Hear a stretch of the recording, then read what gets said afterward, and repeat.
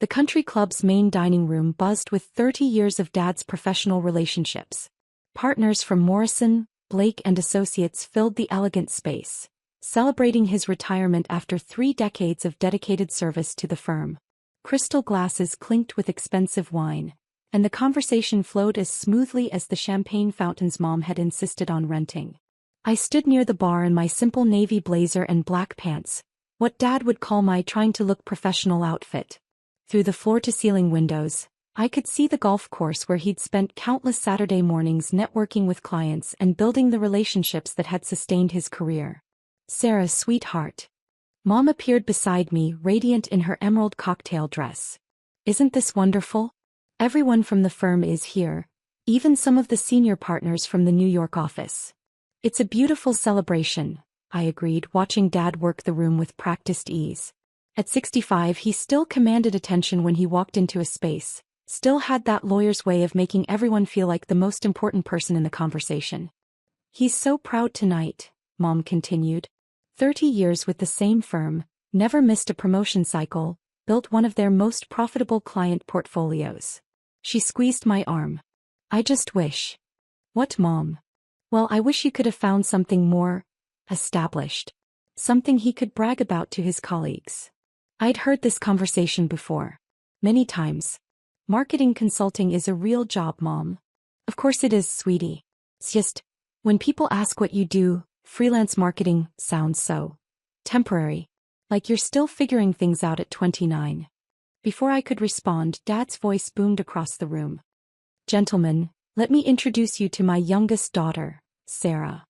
I walked over to where he stood with a group of senior associates, all holding drinks and wearing the satisfied expressions of successful lawyers celebrating a colleague's well-earned retirement. "Sarah," Dad announced proudly, "these are some of my colleagues from the corporate division. Tom Peterson, Mike Rodriguez and James Chin." The men shook my hand with polite interest. "What do you do, Sarah?" Tom asked. Before I could answer, Dad jumped in with his practiced explanation. "Sarah works in marketing. Freelance stuff, mostly small business clients." The slight emphasis on small wasn't lost on anyone. "The digital marketing space," Mike nodded knowingly. "Lots of opportunity there for people willing to hustle." "Exactly," Dad agreed.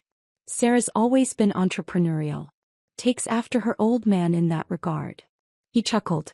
"Though she hasn't quite figured out the corporate world yet." James smiled politely. "Freelancing can be challenging. No benefits, irregular income. Takes a certain personality type." "That's what we keep telling her," Dad said with fond exasperation. "Her sister Jennifer has a wonderful position at the bank vice president level, full benefits, real career track. But Sarah prefers doing her own thing." "Independence has its appeal," Tom offered diplomatically. "To a point," Dad replied. "But eventually most people want stability. Security." Sarah's still in that experimental phase. The conversation continued around me while I smiled and nodded.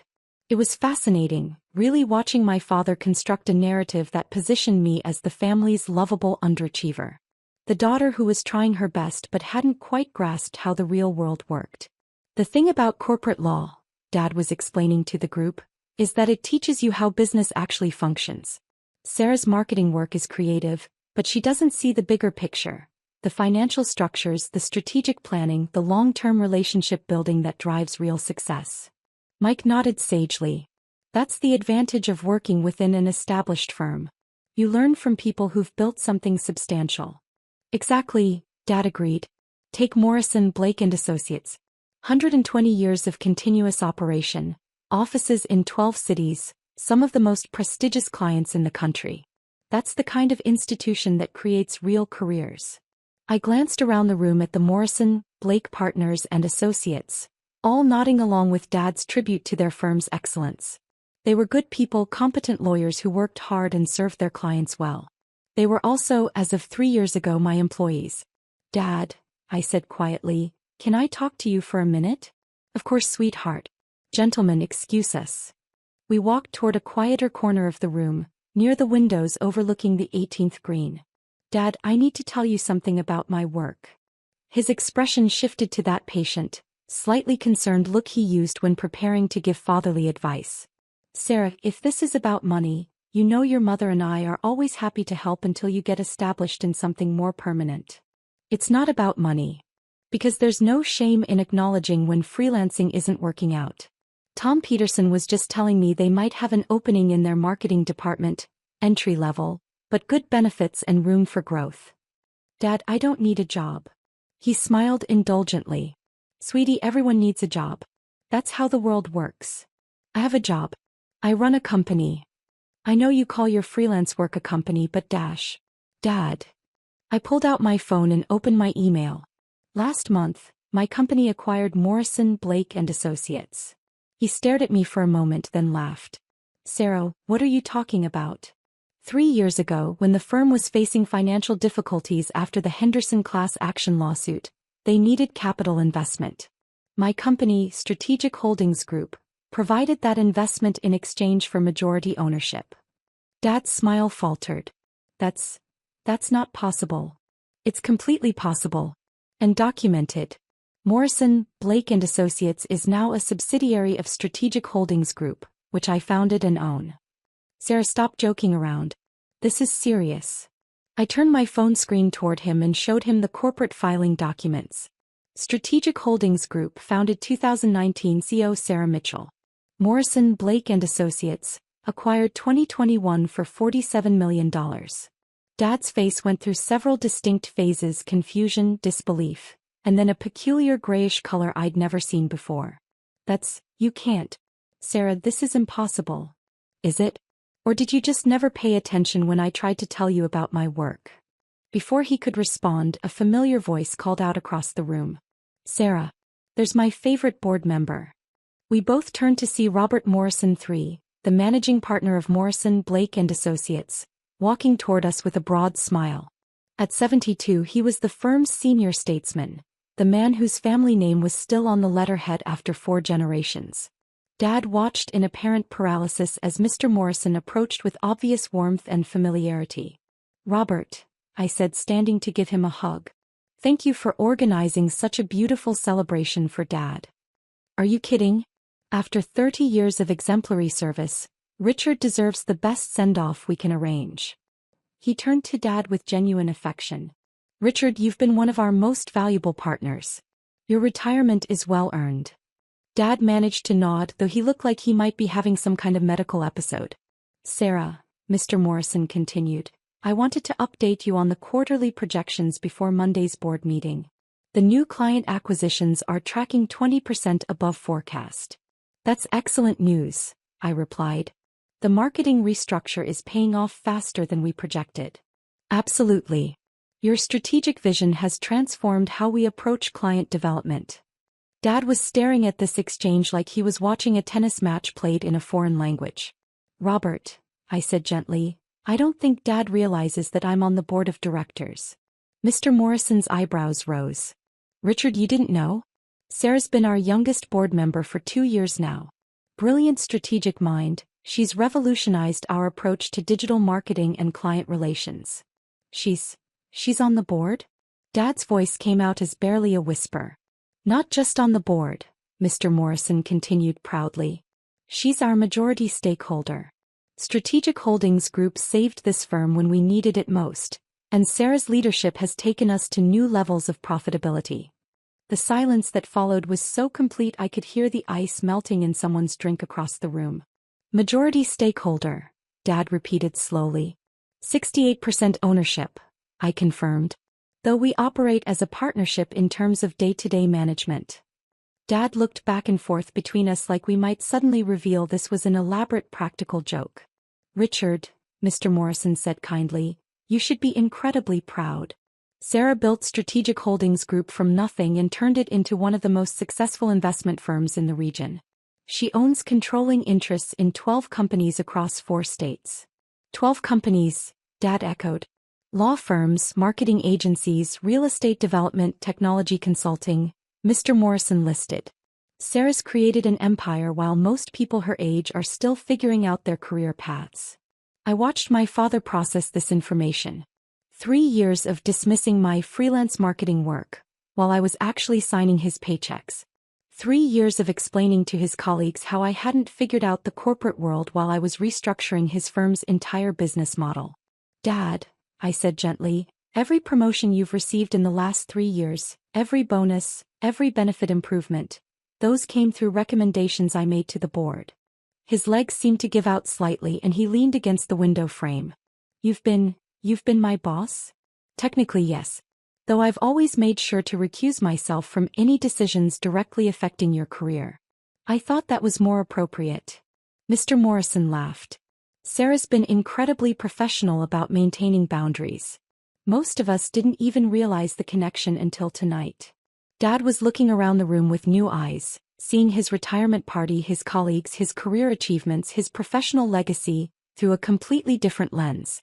All those times, he said slowly, all those times you tried to tell me about your work. You kept changing the subject, I finished gently. Or explaining why freelancing wasn't sustainable long-term. Because I assumed. You assumed what you wanted to assume. It was easier than listening to details about business models and acquisition strategies. Mom appeared beside us, having noticed Dad's apparent distress from across the room. Richard, what's wrong? You look pale. Margaret, Mr. Morrison said warmly, congratulations on raising such an accomplished daughter. Sarah's been instrumental in securing the firm's future. Mom looked confused. I'm sorry, what do you mean? Sarah owns Morrison, Blake and Associates, Dad said in a monotone voice. She's been signing my paychecks for 3 years. Mom's wine glass slipped from her fingers and shattered on the marble floor. She owns the law firm? Mom whispered. Among other things, Mr. Morrison confirmed. Strategic Holdings Group has quite an impressive portfolio. I pulled out another document from my jacket pocket. Actually, I have something for you both. Dad took the envelope with shaking hands and opened it. Inside was a deed transfer document. What is this? He asked. It's the vacation house in Maine. The one you and Mom have been dreaming about for retirement. I smiled. I bought it 6 months ago and had it renovated exactly the way you described. The wraparound porch, the updated kitchen, the dock for your boat. Mom started crying. Sarah, I don't understand. All this time we thought you were struggling. I was never struggling. I was building. But you live in that small apartment, you drive that old car. I live simply because I prefer it that way. Having money doesn't mean you have to spend it on things that don't matter to you. Dad was staring at the deed like it might vanish if he blinked. Sarah, this house must have cost. It doesn't matter what it cost. What matters is that you have a place where you can enjoy your retirement. Mr. Morrison was beaming. Richard, you raised an exceptional daughter. She's got the finest business mind I've encountered in 40 years of practice. Other partners and associates had begun gathering around us, drawn by the obvious drama unfolding near the windows. What's happening? Asked Tom Peterson, the same man who'd offered to help me find an entry-level marketing position 20 minutes earlier. Richard just discovered that his daughter Sarah is the owner of our firm, Mr. Morrison announced. The effect was immediate. Every conversation in the room stopped. 50 lawyers and their spouses turned to stare at our little group by the windows. Sarah Mitchell? Asked Jennifer Walsh, one of the senior partners. You're Sarah Mitchell from Strategic Holdings? I am. I've been reading your articles in Corporate Strategy Quarterly for 2 years. Your piece on cross-sector acquisition models revolutionized how I approach client development. More people began crowding around, suddenly very interested in talking to the woman they'd been politely ignoring as Richard's daughter who does freelance work. Ms. Mitchell, said David Kim, a junior associate, I used your digital marketing framework for the Henderson client pitch. It was brilliant. Thank you, I said. Though please just call me Sarah. Dad stood in the center of this growing crowd, watching colleagues who'd known me as his underachieving daughter suddenly treat me like a celebrity. The Morrison acquisition, said Patricia Forbes, another senior partner. That was you? The strategic restructure that saved us from bankruptcy. Strategic Holdings specializes in revitalizing professional service firms, I explained. Morrison, Blake had incredible talent and client relationships. It just needed better financial structure and updated marketing approaches. Updated marketing approaches, Dad repeated weakly.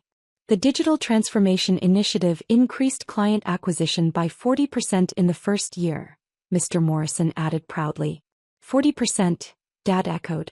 I looked at my father, this man who'd spent 30 years building a successful career, who'd provided for his family and earned the respect of his peers, who was genuinely good at what he did.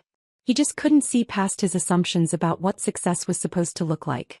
Dad, I said, taking his arm and guiding him away from the crowd, walk with me. We stepped onto the club's terrace, where the evening air carried the scent of the golf course and the distant sound of traffic from the city below. I feel like I don't know you, he said quietly.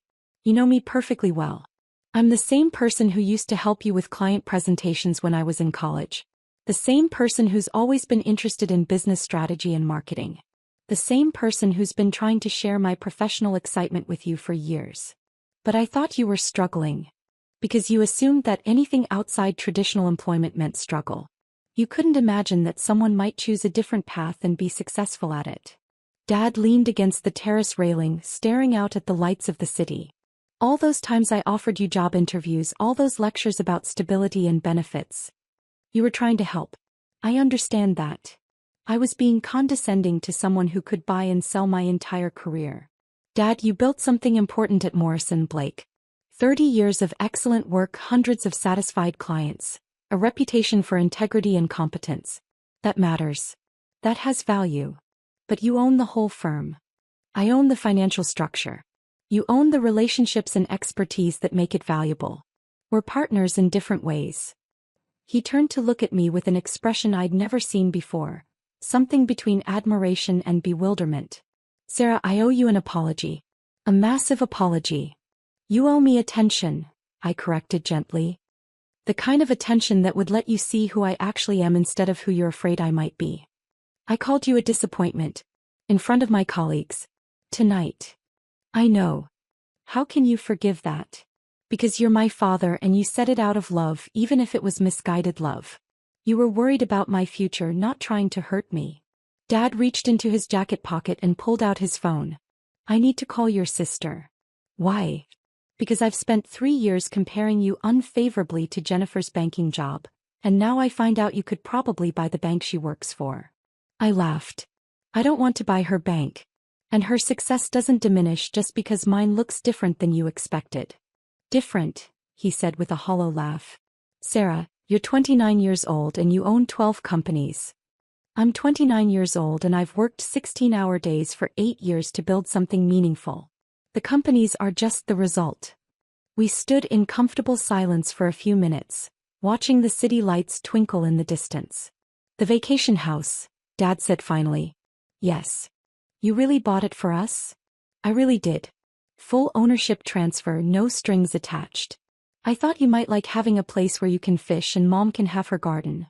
After everything I said tonight, everything I assumed about your life.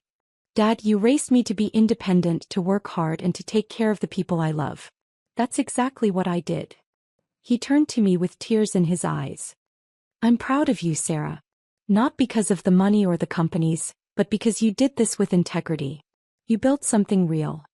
Thank you. Can we start over? Can you forgive a stubborn old lawyer who was so focused on conventional success that he couldn't see the extraordinary success happening right in front of him? I hugged him tightly. There's nothing to forgive. There's just moving forward with better understanding. As we walked back into the party, I realized that the real victory wasn't proving my success to Dad's colleagues. It was finally having the chance to share my actual life with parents who could see me clearly. The retirement party continued until nearly midnight, but with a completely different energy. Dad's colleagues wanted to discuss business strategies and investment opportunities. Mom proudly explained to anyone who'd listen that her daughter was in corporate acquisitions. And Dad himself seemed to stand a little taller, not because his daughter's success reflected on him, but because he was finally seeing her for who she really was. Later that night, as I stood in my simple apartment looking out at the city I'd invested so much in, I reflected on how the evening had unfolded. The most valuable revelation wasn't about money or ownership or business success. It was about the difference between being seen and being understood, and how much sweeter success becomes when you can share it with people who truly know who you are.